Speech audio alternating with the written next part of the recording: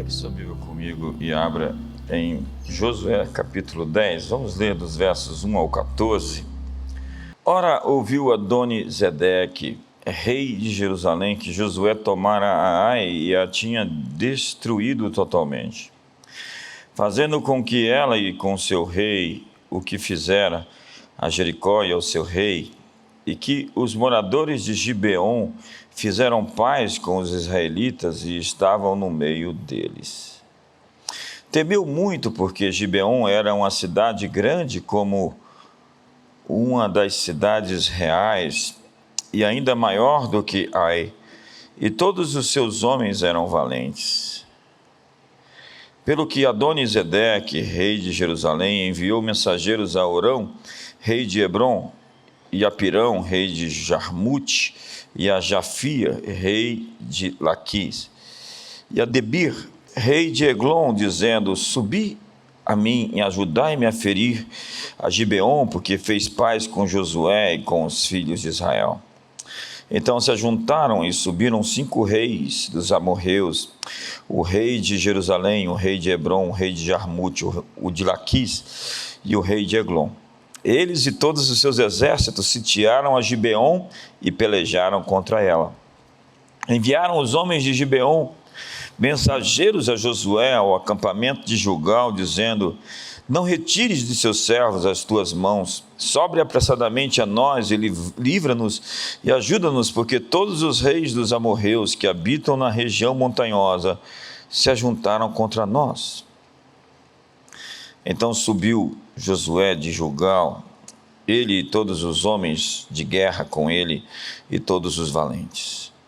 Disse o Senhor a Josué: Não os temás, eu os entreguei nas tuas mãos, nenhum deles te poderá resistir.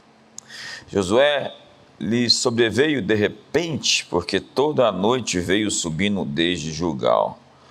O Senhor perturbou-os diante de Israel e os feriu com grande matança em Gibeon, os perseguiu pelo caminho que sobe a Bet-horon, derrotando-os até Azeca e Maquedá.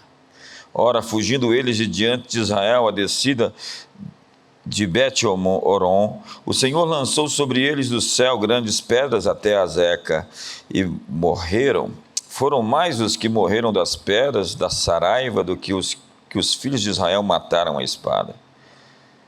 Então Josué falou ao Senhor no dia em que o Senhor entregou aos amorreus nas mãos dos filhos de Israel, e disse na presença dos israelitas: Sol, detém-te em Gibeon, e tu, lua, no vale de Aijalon. E o sol se deteve, e a lua parou, até que o povo se vingou de seus inimigos. Não está isso escrito no livro dos justos? O sol se deteve no meio do céu e não se apressou a pôr-se, quase um dia inteiro.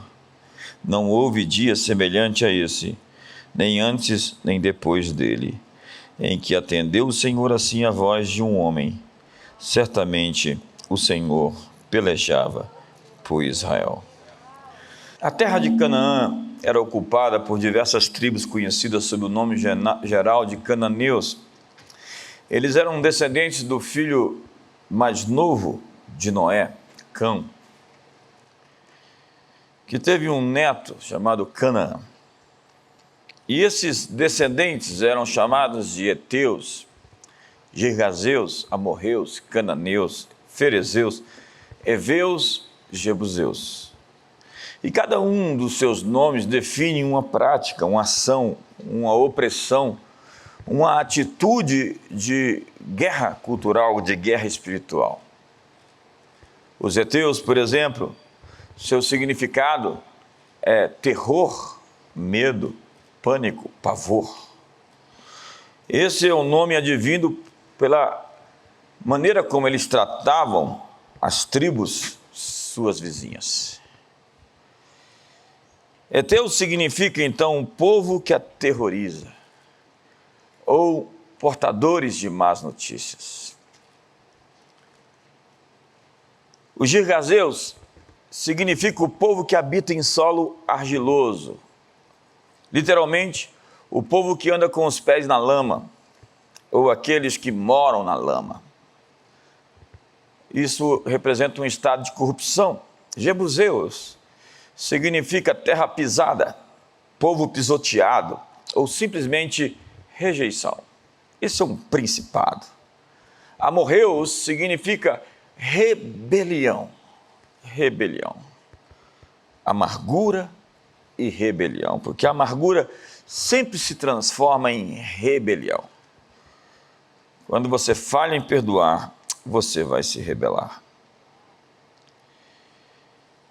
Eveus tem como significado o povo que habita numa terra sem muros, sem limites. Quando não existem mais restrições, parâmetros de proteção, muros de contenção. Muros, limites existem para nos proteger, mas há aqueles que enxerguem toda regra, todo princípio, toda lei, todo mandamento como alguma coisa ruim, que tenta lhes manipular, lhes aprisionar. A palavra cananeu é uma das que mais me deu trabalho a fim de que eu pudesse achar o significado.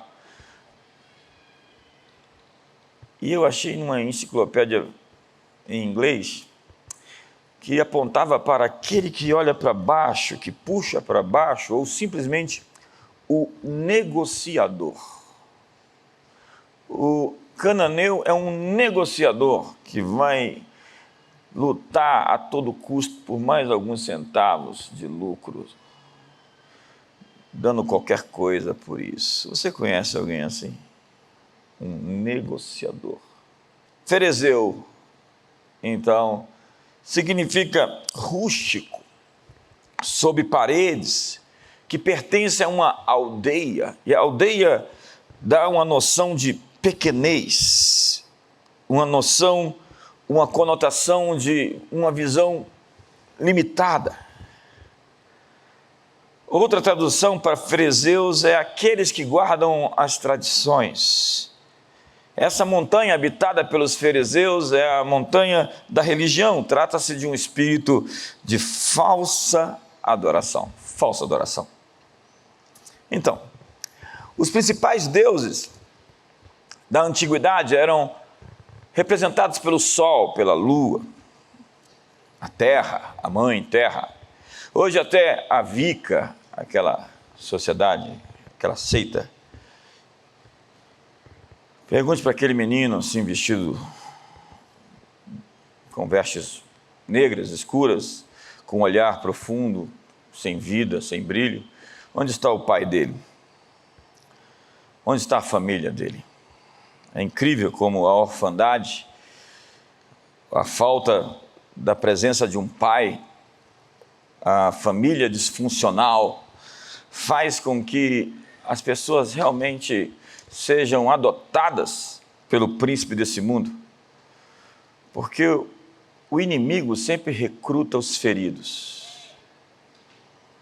E pessoas feridas são sempre pessoas expostas, que são controladas como que por controle remoto pela sua dor, pelo seu trauma, pela sua carência. Então você tem aí hoje ecologia mística, esotérica, animalismo. Os egípcios antigos adoravam um panteão enorme de deuses presididos pelo Deus Sol, o Deus Sol, Amon-Ra. Os celtas, assírios, cananeus, babilônios, incas, astecas adoravam o sol, adoravam a lua, o vento, o fogo, o rio, a água, a noite, o furacão. Seus cultos eram regados a sangue, a violência era uma prática comum. Deus então chamou Israel com o propósito de mostrar que só Ele é o verdadeiro e o único Deus. É como disse Deuteronômio 6, ouve, ó Israel, o Senhor nosso Deus é o único Senhor. O único Senhor.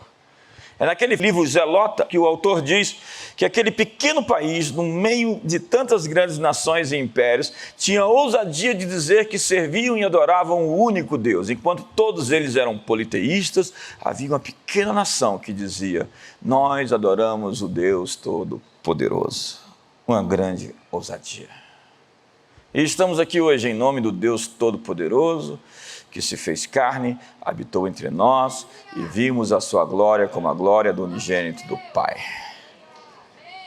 Então, quando os juízos de Deus caíram sobre o Egito, eram os seus deuses que estavam sendo punidos.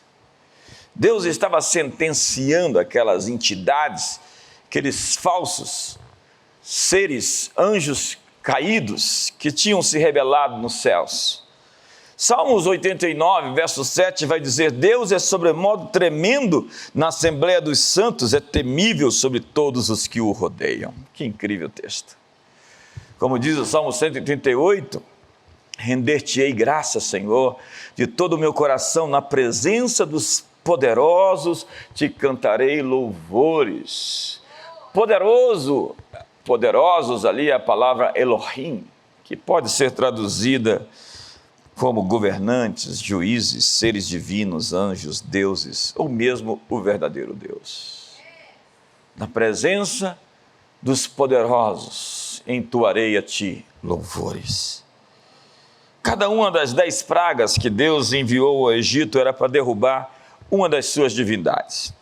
Na verdade, o que Moisés estava fazendo ao levantar a sua vara e ferir o Nilo, era ferir o Deus do Nilo, o Deus Rapi, o Deus protetor das inundações. Uma das palavras hebraicas traduzidas por praga era dar golpes. Deus estava ferindo os deuses, estava maltratando eles. Outras 2 palavras descrevem pragas como juízos ou sinais. Essas pragas de Moisés sobre o Egito eram atos divinos julgando as divindades egípcias. Os 10 prodígios foram chamados então de 10 julgamentos, e também sinais e maravilhas. A invasão das rãs era um ataque frontal contra a deusa da fertilidade Hecate. A invasão das moscas era um ataque contra o senhor das moscas, Beuzebu.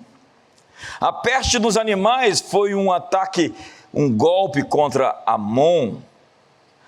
Por fim, para não me estender nas 10 pragas, mas posso publicar isso para quem se interessar, cada uma das pragas atingia um deus específico. A 9ª praga que fez o Egito ficar escuro por 3 dias. Trevas cobriram o Egito inteiro, excetuando a terra de Gozém. Era um ataque ao Deus Sol. Imagine, o Deus Sol não conseguiu iluminar o Egito. Ele não pôde fazer nada. Faraó era chamado do filho do Sol. E o verdadeiro Deus mostrou que não existe um Deus Sol.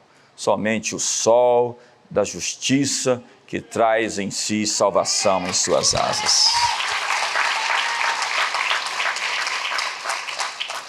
A 10ª praga, a morte dos primogênitos, é tão emblemática e tão presente no consciente, inconsciente coletivo, já que na antiguidade reis entregavam seus primogênitos para obterem o poder do Estado.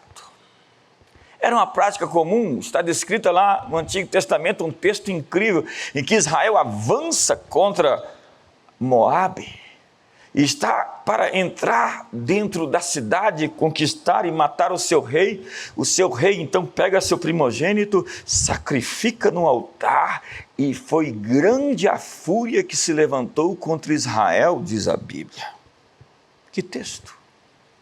Então, naquela noite no Egito, todos os primogênitos foram mortos.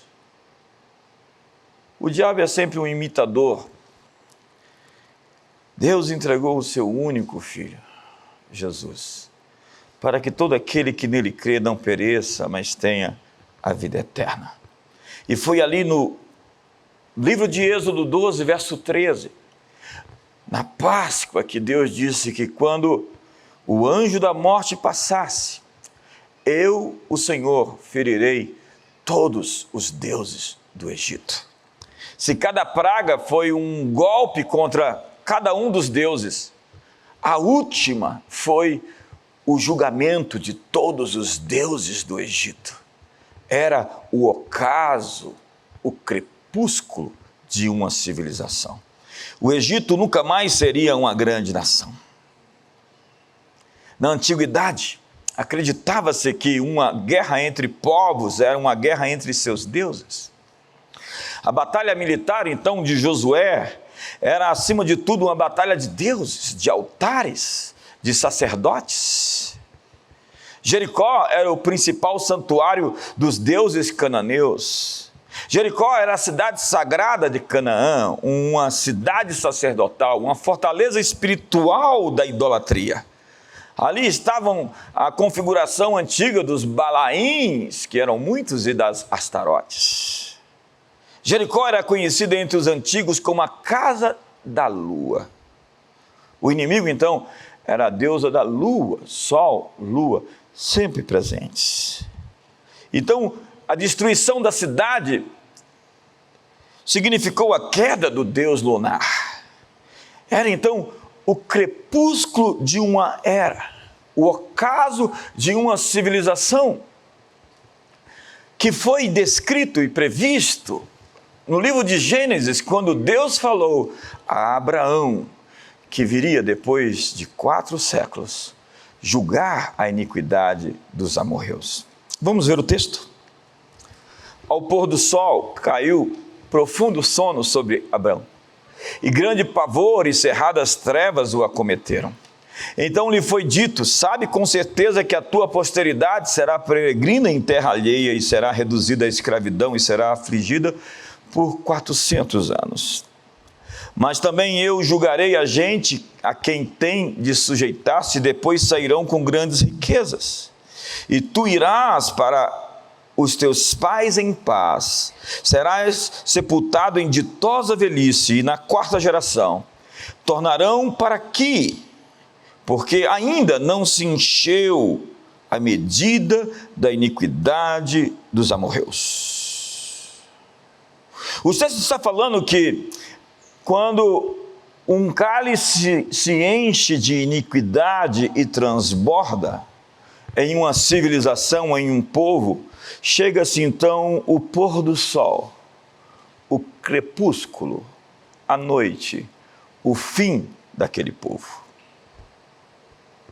E Deus disse a Abraão que ainda não estava cheio o cálice, que demorariam 400 anos. E quando eles voltassem à terra como um povo livre do Egito, eles então iriam julgar aquele povo, que segundo as Escrituras foram vomitados da terra pelas suas práticas de iniquidade. Vomitados. A terra vomitou seus moradores, diz a Bíblia. Então, o texto de Gênesis que li diz que ao pôr do sol caiu profundo sono sobre Abraão, e grande pavor e cerradas trevas o acometeram. E dizem as Escrituras que haviam pedaços de animais separados, cortados ao meio, e um caminho por onde uma tocha passou, e ninguém viu quem carregava aquela tocha. Uma tocha passa no meio dos pedaços. Era um pacto que estava sendo feito com Abraão e toda a sua descendência. Os pedaços estavam partidos de um lado para o outro. Ao passar pelo meio dos pedaços, os termos da aliança eram assim definidos: faça-se com quem não cumprir sua parte no trato, assim como foi feito àqueles animais, seja feito em pedaços. Seja feito em pedaços quem não cumprir sua parte na aliança. O sol então estava se pondo para os amorreus. Aquela civilização estava sendo julgada, e eu nunca vi um filme que expresse tão claramente isso como Apocalipto, de Mel Gibson, que mostra o crepúsculo da civilização maia. É incrível. Os cananeus tinham o costume de passar seus filhos no fogo. Eles sacrificavam sua descendência, sua prole, os seus bebês, a abominação chamada Camus ou Moloque. Pense em uma sociedade em que tirar sua filha do 6º andar de um prédio, como fez o casal Nardoni, não era moralmente errado. Eu joguei o meu filho do 6º andar e você ainda não jogou o seu? Que tempos! Qualquer antropologia decente, coerente, honesta, vai dizer que uma civilização assim, se não for parada, vai destruir tudo à sua volta. Sacrifícios humanos, violência extrema, culto aos demônios. Josué, entre na terra e lide com o mal. Aquela civilização tinha que ser parada. E o sol estava se pondo. Essa coisa do sol se pôr aponta para o crepúsculo de uma era. Essa é uma terminologia bíblica conhecida em toda a Bíblia. Veja o que Isaías previu concernente à queda da Babilônia. Veja a linguagem usada. Eis que vem o dia do Senhor, dia cruel, com ira ardente e furor para converter a terra em assolação e dela destruir os pecadores. Porque as estrelas e as constelações dos céus não darão a sua luz. O sol logo ao nascer se escurecerá e a lua não fará resplandecer a sua luz. Veja o que o profeta Amós diz sobre Samaria, a sua queda no ano 722 antes de Cristo. Sucederá que naquele dia, diz o Senhor Deus, farei que o sol se ponha ao meio-dia e entenebrecerei a terra em dia claro. O sol se pondo, a lua se escurecendo. Impérios surgem na história e entram no seu ocaso. Ezequiel, então, é o profeta que fala acerca da destruição do Egito. Veja a sua linguagem. Quando eu te extinguir, cobrirei os céus e farei ennegrecer as suas estrelas. Encobrirei o sol com uma nuvem, e a lua não mais resplandecerá a sua luz. Por tua causa vestirei de preto todos os brilhantes luminares no céu e trarei trevas sobre o teu país, diz o Senhor Deus. A mensagem às nações e impérios maus é: as luzes se apagarão. Então vem Pedro no dia de Pentecostes e cita a profecia de Joel, dizendo: nos últimos dias, diz o Senhor. Nos últimos dias. Para ele, o que estava acontecendo em Pentecostes representava o que os antigos profetas haviam chamado de últimos dias. Últimos dias. Os últimos dias não eram o fim do universo físico material, como esses gnósticos acreditam. Os últimos dias eram o encerramento de uma era. Os últimos dias era o fim, então, do templo, do sistema sacrificial dos judeus, do sacerdócio de Arão, a destruição de Jerusalém. Quando Jesus diz Em Mateus 24, o sol se converterá em trevas, a lua não dará a sua claridade, as estrelas cairão do firmamento e os poderes do céu serão abalados. Ele não está falando da decomposição do universo físico material. Na linguagem bíblica, ele está falando de um fim de uma era, o término, o crepúsculo de uma civilização. Veja o que ele diz em Mateus capítulo 23, leiamos o verso 29.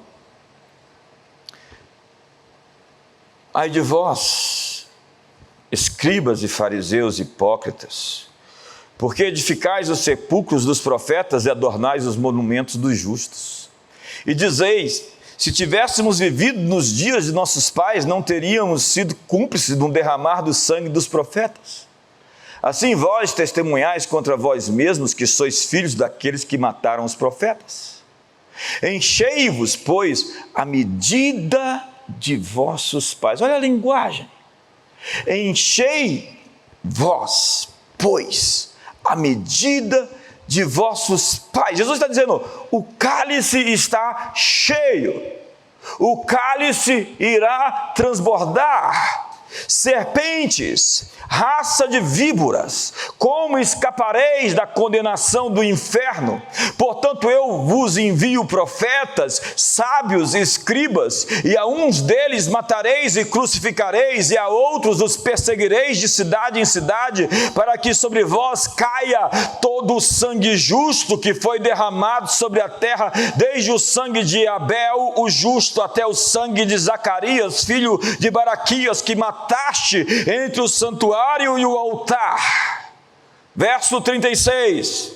Em verdade vos digo que todas essas coisas hão de vir sobre esta geração. E a minha pergunta é, por que há tanta gente esperando acontecer os fatos decorridos seguintes no século 21? Jesus foi claro, tudo isso acontecerá nesta geração.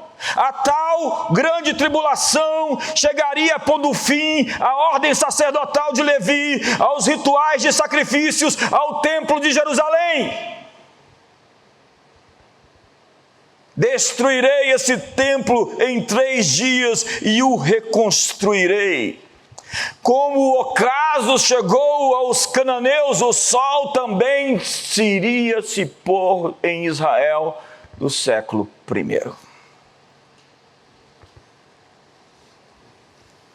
Então, o sol se pôs e está escuro outra vez. Estamos agora em um outro cenário, um jardim. O jardim da prensa, a prensa do azeite. O homem então está lutando em oração com tamanha angústia que está transpirando gotas de sangue. Os filhos de Abraão haviam quebrado o seu pacto. A aliança foi desfeita. Eles então devem todos passar entre os animais em pedaços. Eles devem ser feitos em pedaços. Eles todos devem ser partidos ao meio.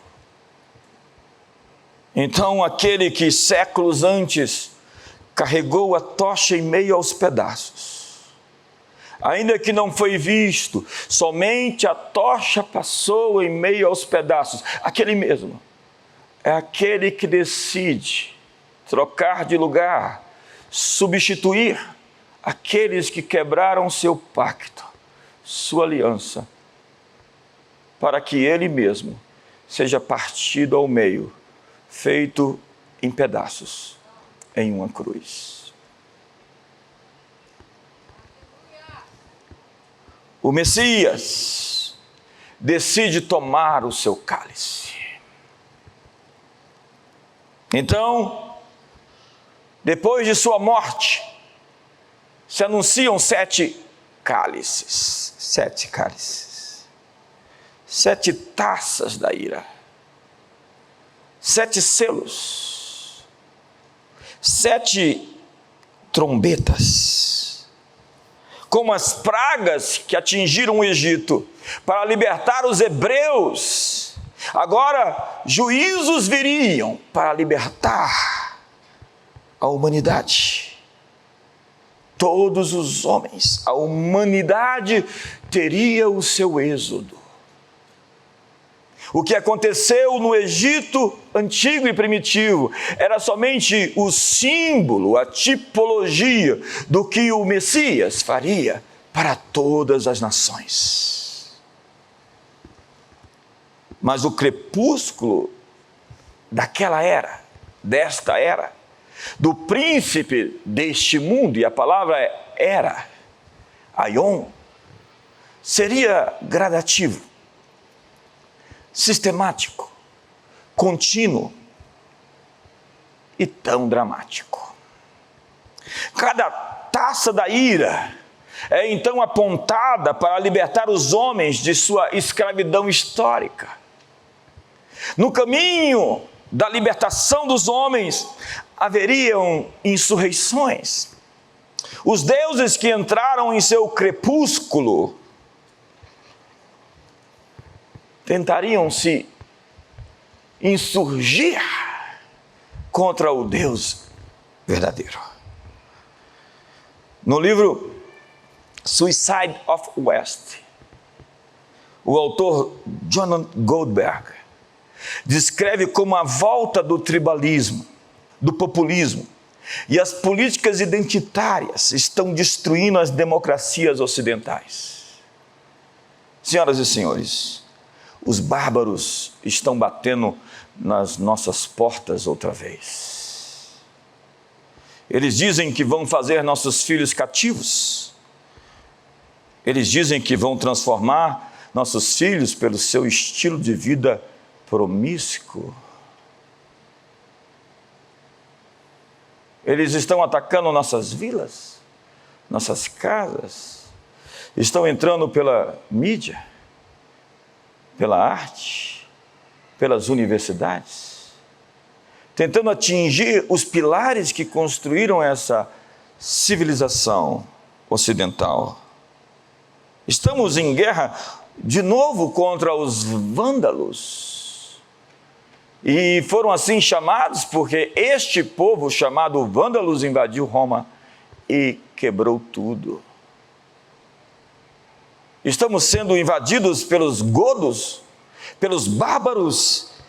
Eles invadiram Roma. E era o fim de uma outra era. Era o crepúsculo do Império Romano. Agostinho de Hipona, então, em sua cidade de Deus e cidade dos homens, Agostinho lamenta a queda de Roma diante dos bárbaros. E o historiador Edward Gibbon vai dizer que logo após aquilo, o que sobrou foi a religião e a barbárie. Sim, pareceu a muitos que o mundo tinha acabado, mas ele tinha somente recomeçado. A pergunta agora é a seguinte: o sol está se pondo sobre o mundo ocidental? A nossa civilização está sob júdice? A civilização cristã, erguida com os valores bíblicos, terá o seu ocaso? As chamadas teorias críticas de Kant, de Marx, de Horkheimer, preconizavam dar liberdade ao homem pela sua emancipação dos limites impostos pela religião cristã. O cristianismo seria o grande inimigo a ser vencido, e o objetivo era a autonomia, a libertação do homem, que não aconteceria com as prisões da ordem cristã de mundo. Então, no iluminismo, o homem atingiria a maioridade pelo uso da sua razão. Ele seria liberto pela razão. Então, a razão seria uma espécie de Deus nesse racionalismo. Então, o mundo não poderia ser mais percebido como transcendente, mas somente imanente. Não haveria mais nenhum olhar de cima, ninguém que se importasse lá em cima, nenhuma verdade permanente, nenhuma metanarrativa. Era a hora de desconstruir todos os paradigmas, é a hora de se emancipar. Mas a liberdade se tornou alienação e a emancipação virou subjugação. Foi o filósofo Eric Voegelin que disse que ideias se tornaram religiões seculares, religiões políticas, como o positivismo, o darwinismo, o humanismo, o iluminismo, que são os deuses da modernidade. Então essa centralização dos desejos, das vontades, dos apetites, criou uma nova escola da psicologia, a psicologia evolutiva. E nesse darwinismo social de Herbert Spencer, o forte sobrevive e o fraco desaparece. É incrível. É a sobrevivência do mais adequado que busca implacavelmente o interesse próprio, Assim, nosso comportamento visa simplesmente garantir nossa sobrevivência. Somos, então, simplesmente animais evoluídos. O animal moral, que tem genes que o controlam como máquinas, que são empurrados e puxados por forças meramente físicas. O comportamento humano, então, se resume à sobrevivência. É a construção de uma nova moralidade baseada no egoísmo genético. Então, formas mal adaptadas devem ser eliminadas. Essa é a engenharia social. E somente formas bem adaptadas devem sobreviver. É a volta do arianismo. É a seleção natural. Então, somos controlados pelo poder dos nossos genes. Somos controlados por uma química. Somos simplesmente uma química. Daí podemos justificar o comportamento a partir de nossa herança genética. O assassinato de crianças, o estupro, a pedofilia. Ele é assim porque geneticamente ele foi programado. A teoria da evolução, no entanto, não dá dignidade a ninguém, não cria igualdade, somente explica a desigualdade. E a pergunta é, aonde isso vai dar? A lei, então, é produto da sobrevivência do mais adequado entre grupos de interesse concorrentes. E aí surge o pragmatismo jurídico, senhores advogados, do caso Roe versus Wade, em 1973, nos Estados Unidos. Então, o juiz, em sua sentença, pelo direito de escolha e não pelo direito da vida, diz o seguinte: o aborto deve ser considerado quanto ao crescimento populacional, quando tiver contaminação, pobreza e questões raciais.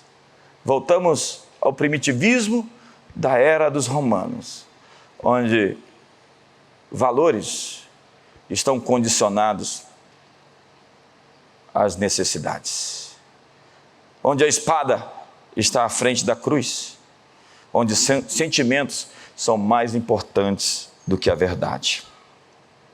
Mas acreditar em qualquer coisa diferente é ser um reacionário, contra o progresso, anticientífico, arbitrário. Então você é culpado por acreditar que só exista homem e mulher. Você é culpado por acreditar que exista somente masculino e feminino. Você agora é culpado por acreditar que existe só corpo, alma, bom e mal, dentro, fora, dia e noite.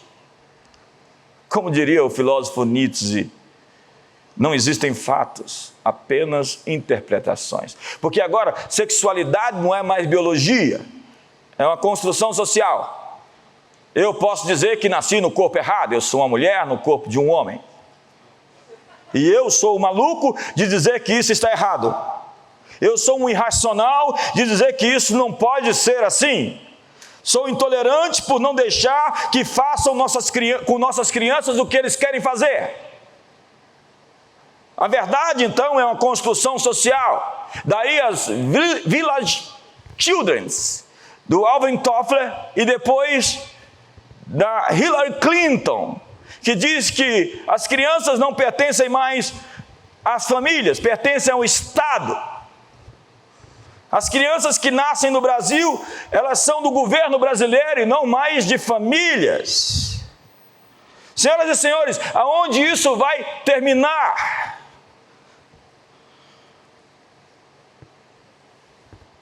Sinto dizer que a família existe antes do Estado.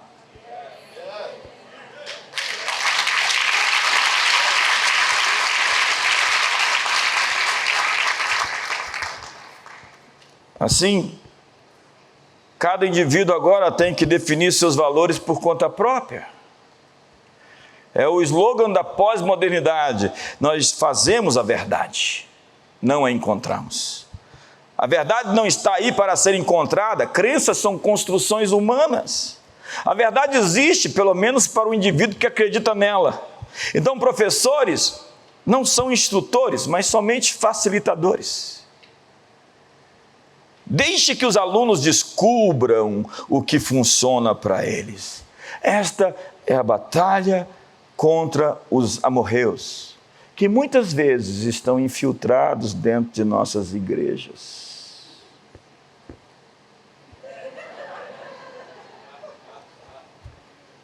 Eles planejaram pôr fim ao nosso mundo para construir um mundo novo, sem Deus, sem família, sem igreja e sem liberdade. Na verdade, eles querem um Deus, a sua imagem. Se Deus me fez a sua imagem, agora a ideia pós-moderna é criar um Deus que seja conforme a minha imagem. Um Deus do jeito que eu quero, que funcione da maneira que eu desejo, que faça as coisas que eu quero que faça. Então pegue um Deus na prateleira, escolha um Deus para você.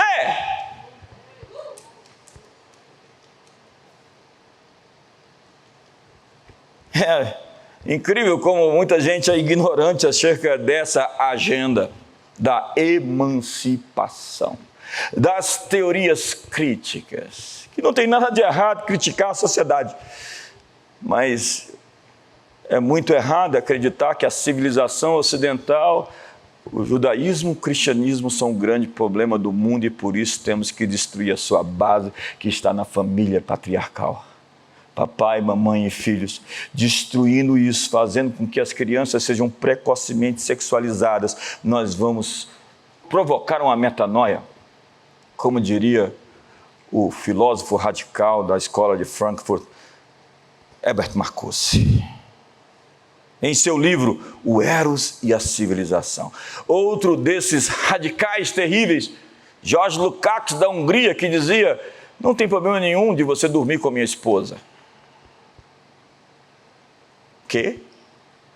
É um desmonte, é uma desconstrução, não existem mais absolutos, é o pós-estruturalismo do Foucault, que mordia a testa, corria atrás de avião, rasgava dinheiro e era tido como filósofo, um louco. Ou da desconstrução do Derrida. Então Lukács dizia, anunciava aos quatro ventos: vejo a revolução e a desconstrução da sociedade como a única solução. Uma transformação de valores em escala mundial não pode acontecer sem a aniquilação dos velhos valores e a criação de novos. Senhoras e senhores, quero dizer a vocês, como disse o profeta Jeremias: vai-te até o caminho e perguntai sobre as veredas antigas. Ou como o salmista que diz que, não havendo fundamentos, onde ou o que poderá fazer o justo? Mas há um dia de pagamento, há um dia onde o cálice se enche, há um dia de julgamento. O crepúsculo ou o ocaso dos deuses modernos, dos cananeus modernos, está bem próximo. É a nossa batalha de Gibeon. Os inimigos se ajuntaram no texto, e com isso eu termino, Obrigado. Os inimigos se ajuntaram para destruir. Eles fizeram uma coalizão do mal. Eles fizeram um fórum secreto para tramar a aniquilação dos nossos valores. Heveus, Heteus, Amorreus, Ferezeus, Jebuseus estão agora juntos contra Yeshua. Josué é Yeshua. Então, no calor da guerra, quando parecia que o sol iria se pôr,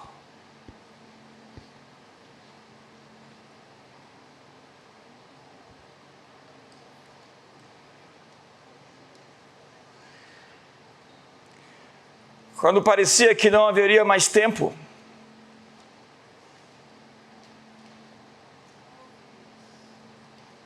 uma oração foi feita.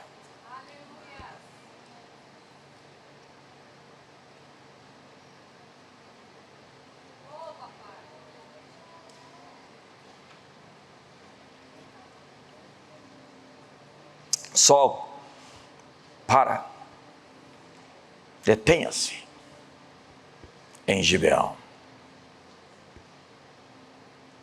Lua, pare no vale de Ajalon.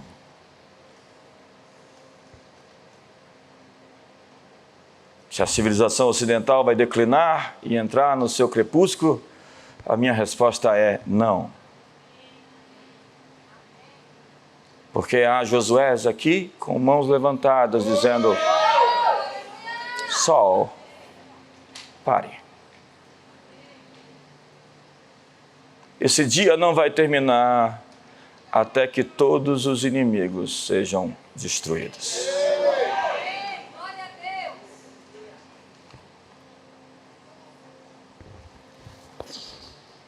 Veja de novo o sol e a lua.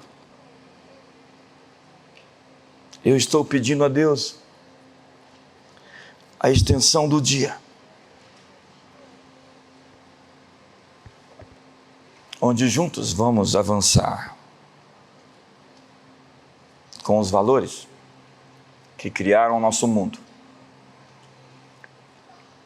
e que vão permanecer daqui a 5.000 anos, em 100.000 anos.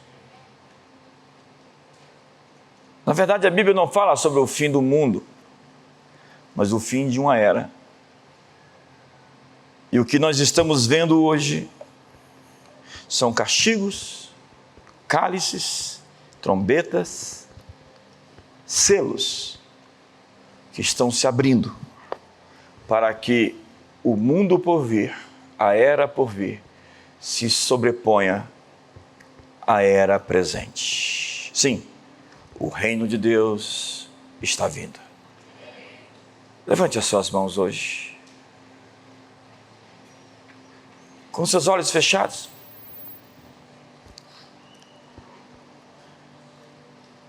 Pense bem sobre o seu lado, sobre os seus posicionamentos. Há tantos cristãos em cima do muro nessa hora. Tanta gente que aceitou o espírito do tempo, o espírito da época, o Zeitgeist, e se acomodou, se amoldou, se modelou ao espírito da era, ao Deus desse século. Mas foi Jesus quem disse que o Deus desse mundo foi expulso, o príncipe das trevas. E hoje é o dia de entender que esse sol que nasceu é o sol que vai reger as nações. Esse brilho jamais se apagará. essa luz que nos nasceu, nunca entrará em colapso, nunca se escurecerá. Sim, Jesus é o Senhor, e todo joelho se dobra e se dobrará, e toda língua confessa e confessará. Sim, Ele é o Senhor desta era, é o Senhor do novo tempo, da nova era, do novo século. Ele é o Senhor do tempo, é o Senhor da eternidade. E hoje é hora de se alinhar, estamos na mesa. Estamos diante da mesa do pacto, onde ele foi partido ao meio, porque eu quebrei a minha parte do trato, e onde ele foi julgado culpado, para me chamar de inocente. Ele foi feito pecado, para que eu fosse feito justo. Ele morreu a minha morte, para que eu viva a sua vida. Tomou minha coroa de espinhos e me deu uma coroa para reinar. Sim, você está do lado certo. Você está do lado dos vencedores. Continue, persevere, resista, porque as forças do retrocesso, as forças da destruição não vão prevalecer. Hoje você pode declarar o fim da opressão. Hoje você pode declarar que o inferno está em retirada. Hoje você pode declarar que a doença está vencida. Hoje você pode declarar que a dívida foi quebrada, o espírito de escravidão e de dívida está abandonando a sua família e a sua linhagem. Hoje você pode dizer que a carência afetiva e emocional não vão controlar você, e que você está livre para tomar as decisões que lhe levarão ao futuro que você deseja. Porque ele passou no meio dos animais partidos, para dizer a você que irá até as últimas instâncias para defender o que ele comprou com o seu próprio sangue, com a sua própria vida. Sim, Deus é dramático. Ele não vai aceitar menos do que aquilo que ele comprou. Ele pagou por você. Ele comprou você não por ouro nem por prata, mas pelo seu sangue precioso derramado naquela cruz. Ele deu a sua vida e ele veio requerer a recompensa dos seus sacrifícios. E ele exige não somente você, como toda a sua família. Ele exige não somente você, como toda a sua casa. Ele exige você, como também exige Brasília e o Distrito Federal. Ele está dizendo: pede-me e te darei as nações por herança, as extremidades da terra por tua possessão. Deus está exigindo o Brasil. O Brasil pertence a Jesus. Este é o estrado dos pés do Senhor. Ele habita nos céus, glorioso e poderoso, e a terra é simplesmente o lugar onde os seus pés pisam. E hoje você pode se levantar. E hoje você pode também levantar as suas mãos. E hoje você pode dizer que a noite não chegará, que o fim desse dia não terminará, que o sol vai se parar em Gibeão, que a lua no vale de Ajalon, até que todos os inimigos pereçam. E o cálice deles está enchendo. E outra vez, mais uma vez, os deuses entrarão no seu colapso. A sua insurreição no Armagedon já tem um destino marcado. Essa é uma guerra com o final descrito. E você está do lado dos vencedores.